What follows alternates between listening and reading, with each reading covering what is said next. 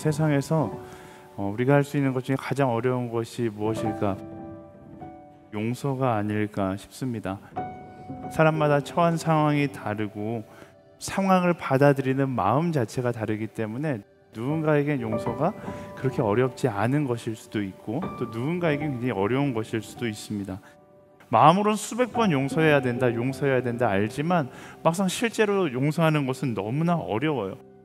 말씀이 이야기하는 그 용서가 오늘을 살아가는 우리에게는 비현실적으로 느껴질 때가 너무 많다라는 겁니다. 우리 모두가 다 알 거예요. 내가 용서하지 못하는 그 한 부분이 나의 신앙을 얼마나 붙잡고 있는지.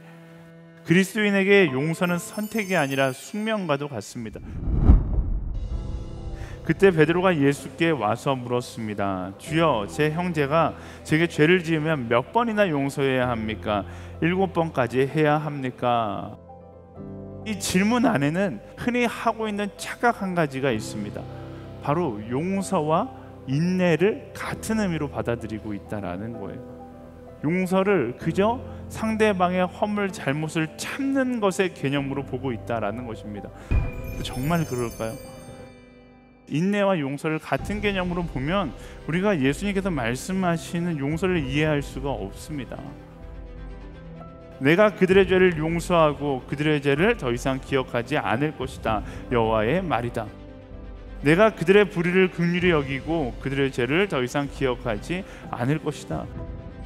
이 말씀들이 무엇을 이야기하고 있는 것입니까? 진정한 용서가 무엇인지를 이야기하고 있는 것입니다.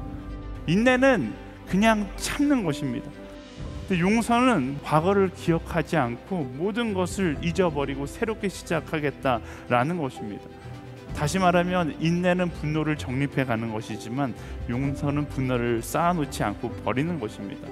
그래서 우리가 자주 이야기하는 이번 한 번만은 용서해 주겠다, 이 말은 용서에서 가장 중요한 것이 빠진 거예요. 그게 무엇인가? 이전 일을 기억하지 않는 것입니다. 베드로의 질문이 무엇입니까? 몇 번이나 용서를 해야 합니까? 그래서 예수님께서 베드로의 이 질문에 이렇게 대답을 하시는 거예요. 내가 너희에게 말한다. 7번만 아니라 70번씩 7번이라도 용서해야 한다. 예수님께서 우리에게 용서하라는 것은 그냥 참고 지나가라는 것이 아니라 용납하고 잊어버리라고 이야기하는 거예요. 인내만 해도 세상적으로 충분히 존경받을 만한 성품이라고 생각을 합니다.